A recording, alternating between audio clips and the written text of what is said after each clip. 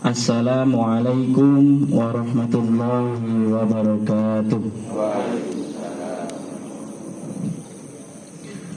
Alhamdulillahi wa kafa, wassalatu wassalamu ala nabiyina al-mustafa wa ala alihi wa sahbihi wa man wala. Asyhadu an la ilaha illallah wahdahu la syarika lah, wa asyhadu anna Muhammadan abduhu wa rasuluh. Rabbi shrah li sadri wa yassir li amri wahlul 'uqdatam min lisani yafqahu qawli. Alhamdulillah Bapak Ibu, kita pagi hari ini mudah-mudahan cerah meskipun suasana agak sendu.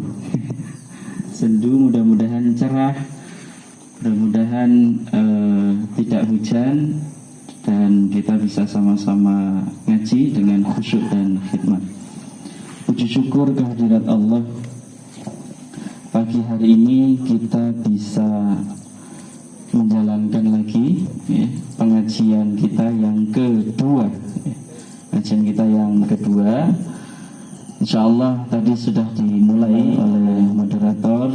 Kita akan membahas tentang dinul Islam. Tapi sebelum nanti membahas tentang agama Islam itu, kita perlu tahu juga apa makna agama, kemudian kenapa manusia butuh agama, dan bagaimana peran agama tersebut dalam kehidupan kita. Bapak Ibu, mudah-mudahan Bapak Ibu semua dalam keadaan sehat ya. Karena kita bisa berobat ke dokter, bisa bayar dokter semahal apapun ya. Tapi kita tidak bisa membeli sehat, betul Bu ya?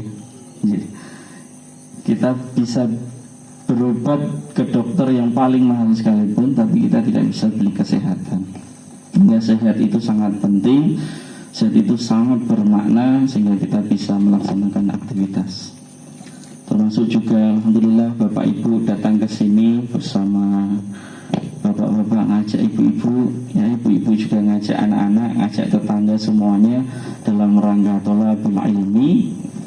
Rasulullah bersabda, "Man salaka thariqan yaltamisu fihi ilman, sahalallahu lahu bihi ilal jannah." Bapak Ibu berjalan ke suatu tempat dalam rangka menuntut ilmu, mencari ilmu, mencatat ilmu-ilmu Allah, maka Allah akan mudahkan jalannya menuju surga. Amin ya rabbal alamin. Bapak Ibu yang dirahmati Allah, menyambung kembali apa yang telah disampaikan oleh Ustaz Syakir pada pekan sebelumnya berkaitan dengan asal-usul manusia ya.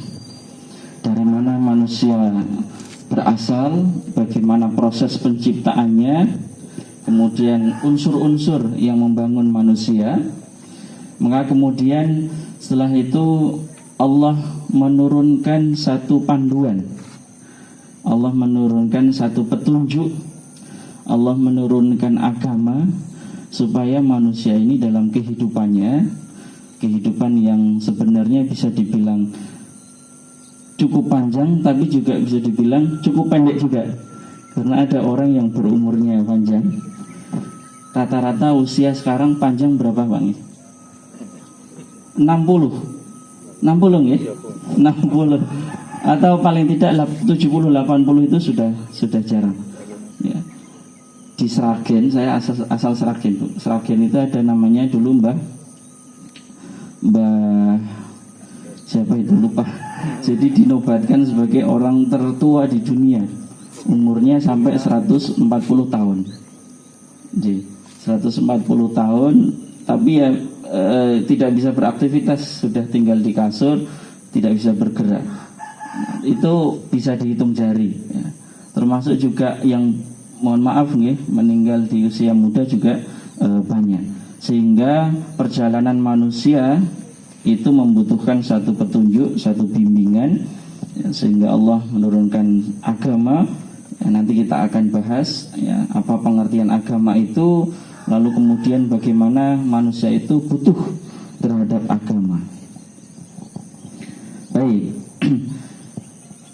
sebelum kita masuk kepada pengertian agama Islam ya, dan kemudian apa kelebihan karakteristik agama Islam dibandingkan agama-agama yang lain, ya, lebih dulu kita tahu apa sebenarnya pengertian agama itu.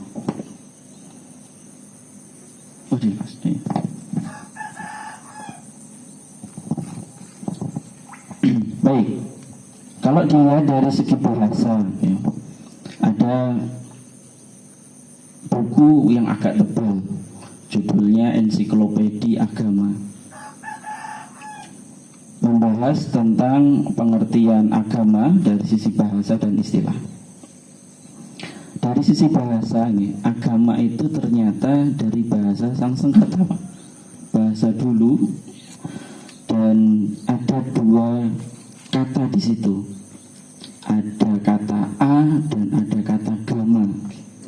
Jadi kalau menurut bahasa agama itu, a itu artinya tidak, gama itu artinya kacau.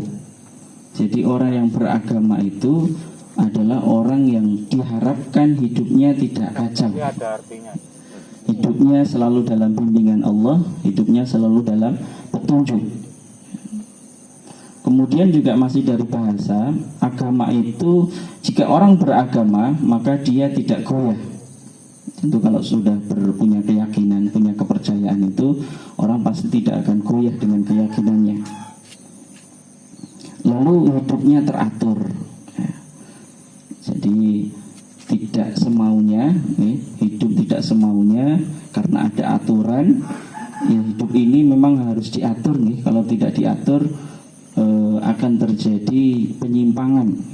Kita saja berkendara ada aturannya. Ya, sekolah juga ada aturannya, bernegara juga ada aturannya, bermasyarakat ada aturannya.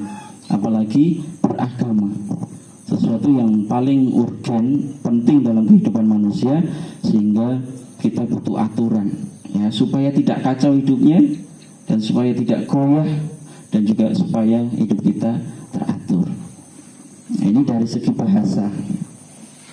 Kalau dari segi istilah ya, jadi saya mengambil dari pendapat Syekh Yusuf Al-Qaradawi.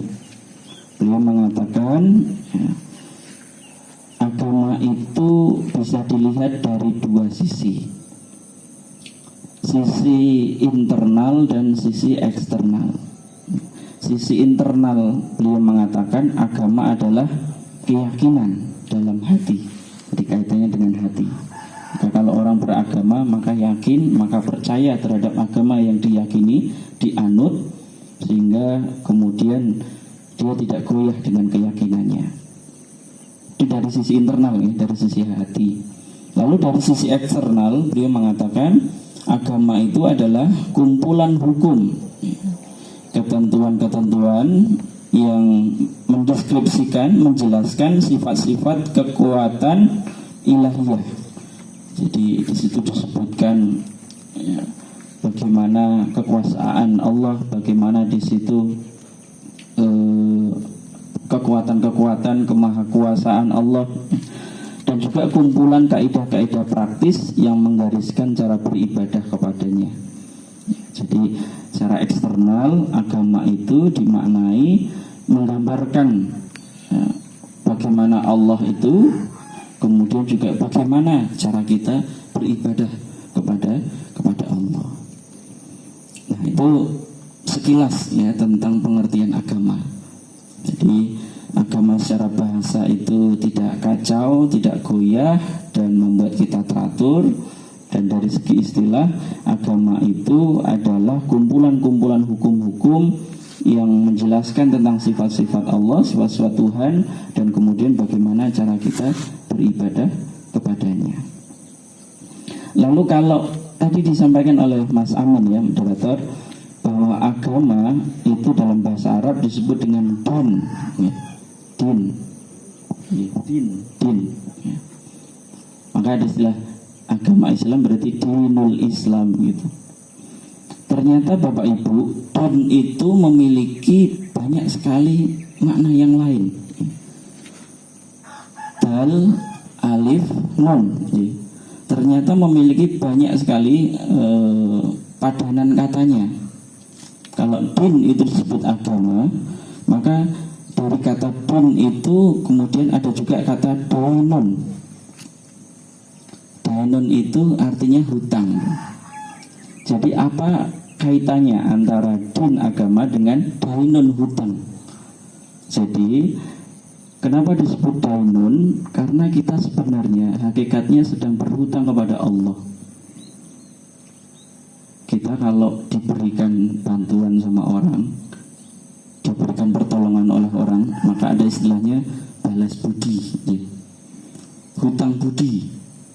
Maka Allah sudah berikan semuanya, fisik lengkap, semua kebutuhan terpenuhi, materi, jasmani semuanya, keluarga, anak-anak semuanya dikasih, sampai kita bernafas, ya.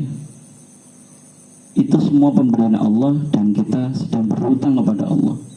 Tapi cara kita membayar hutang kepada Allah itu bukan dengan uang. Bayangkan kalau sekali nafas itu harganya 1 rupiah. Berarti sehari kita harus bayar kepada Allah berapa, Bu? Ya, katanya kita bernafas itu dalam sehari bisa sampai ribuan, ya. Ribuan nafas. Wah, berarti bisa jutaan, bahkan puluhan juta, bahkan ratusan juta kita bayar. Tapi tidak itu yang diharapkan Allah. Yang diharapkan Allah adalah kita membayar hutang dengan cara beribadah, dengan cara yang sudah dituntunkan, dengan sholat, dengan zakat, dengan puasa, dan dengan ibadah-ibadah yang lain. Lalu dari kata dainun itu kemudian muncul lagi kata Madinah. Ada kata dal, alif, nun juga di situ. Masih semakna. Kalau dainun itu artinya hutang, kalau Madinah itu artinya kota. Disebut sebagai Madinah, ya, karena dalam bermasyarakat, karena dalam bernegara, ya, Rasulullah dengan para sahabat membangun negara itu dengan nilai-nilai agama. Indonesia juga bisa disebut sebagai Madinah kalau negara kita menjalankan kenegaraan, kemasyarakatan itu dengan nilai-nilai agama. Ya, kita sudah tahu ya, negara kita negara Pancasila, dan di situ ada poin pertama ketuhanan yang Maha Esa. Apapun agamanya, yang jelas kita bernegara itu berdasarkan nilai-nilai agama. Kemudian dari kata Madinah itu ada padanan kata yang lain, yaitu Madana. Sama juga kata dal dan nun yang artinya membangun. Jadi Bodeh ini juga bisa disebut sebagai Madana ketika Bodeh ini sedang membangun pendidikannya, membangun gerakan jamaahnya, membangun banyak aktivitas yang bermanfaat. Maka dari keseluruhan makna itu puncaknya adalah ada kata tamadun. Tamadun itu artinya peradaban. Maka dari kata dun tadi agama, lalu kemudian kita ada kata dainun, kita berhutang kepada Allah, kita bayar hutang kita dengan ibadah. Lalu kemudian Madinah, di situ kita menjalankan aktivitas dengan nilai-nilai agama. Lalu kemudian Madana, membangunnya juga tidak hanya sekedar membangun, tapi juga ada unsur-unsur nilai tauhidnya di situ, nilai-nilai agamanya di situ. Lalu insya Allah nanti akan tercipta satu peradaban tamadun. Yang kita harapkan di situ, orang yang beragama dengan baik, maka akan tercipta satu peradaban yang baik juga. Kalau agamanya sudah tidak baik, sudah goyah, maka peradabannya juga akan goyah, akan runtuh. Nah, maka sebenarnya yang ingin dibangun dalam Islam itu, ya, dalam agama, ya, dalam perspektif Islam itu adalah membangun manusia yang soleh, ya. Dimulai dari manusia dulu, dari individu dulu, ya. Membangun individu yang soleh itu penting, ya. Jangan sampai kita menganggap lebih mementingkan sosial. Sosial itu penting, ya, tapi kesolehan pribadi itu juga jauh lebih penting. Karena ada yang beranggapan saya nggak sholat nggak apa-apa, yang penting sosial saya bagus, gitu. Jadi lebih mementingkan sosial yang soleh. Padahal kita juga punya kaitan hubungan kita dengan Allah secara pribadi. Maka menjadi pribadi soleh itu penting dan paling utama. Lalu kemudian membangun keluarga yang soleh. Alhamdulillah Bapak Ibu semua hadir di sini dengan keluarga. Ada satu pepatah Bu yang mengatakan kita bisa beli rumah dengan seharga berapapun, tapi kita tidak bisa beli keluarga. Harus Bu nih. Kita bisa beli rumah, tapi kita tidak bisa beli keluarga. Keluarga yang harmonis, keluarga yang sakinah, keluarga yang di dalamnya saling menasihati antara suami dengan istri, istri dengan anak-anak, semua dalam keluarga. Nah, maka membangun keluarga yang soleh itu penting. Lalu kemudian membangun masyarakat yang soleh. Ya, masyarakat yang soleh, insya Allah akan tercipta juga satu umat atau bangsa yang soleh. Dari umat dan bangsa yang soleh itu lalu kemudian akan melahirkan satu negara yang soleh. Semua dimulai dari individu yang soleh, dari keluarga yang soleh, masyarakat yang soleh, bangsa umat yang soleh, dan negara yang soleh. Itu dari sisi pengertian agamanya dan apa maksud agama itu. Lalu Bapak Ibu yang dirahmati Allah, sekarang pertanyaannya, kenapa manusia itu butuh agama? Tadi kalau sudah bicara tentang pengertian agama, maka sekarang kita akan membahas kenapa manusia itu butuh agama. Yang paling tidak ada 5 poin. Yang pertama adalah kebutuhan akal terhadap pengetahuan mengenai hakikat terbesar. Jadi akal kita itu ternyata terbatas. Maka akal itu juga butuh konsumsi. Akal itu juga memikirkan sesuatu yang besar, yang di luar dari eksistensi dirinya. Seperti contohnya, dari mana aku berasal. Jadi seluruh manusia pasti berpikir, ya, akalnya, dari mana saya berasal, dari mana manusia berasal, kemudian kemanakah saya atau manusia setelah menjalani hidup ini, kemudian untuk apa saya hidup. Itu kan pertanyaan-pertanyaan yang mungkin dicari di buku, mungkin ada, tapi eksistensi yang sebenarnya itu akal kita yang memikirkan. Dari mana saya berasal, kemudian kemana saya setelah mati. Apakah setelah mati selesai kehidupan, ya, seperti dianggapkan oleh banyak orang juga mengatakan ketika sudah mati ya selesai urusan, ya. Kemudian untuk apa sebenarnya saya hidup dan untuk apa saya dihidupkan. Mohon maaf ya, kalau belajar biologi itu berapa juta sel sperma yang kemudian berebut untuk masuk ke dalam ovum, dan yang masuk itu cuma satu. Ya kalau ada 2, 3 itu jarang ya yang kembar, tapi satu yang dipilih. Dan ternyata kita yang dipilih untuk lahir ke dunia, kita yang dilahirkan untuk hidup. Dan tentu kita bertanya, untuk apa sebenarnya Allah melahirkan saya, menciptakan saya, menghadirkan saya di dunia ini.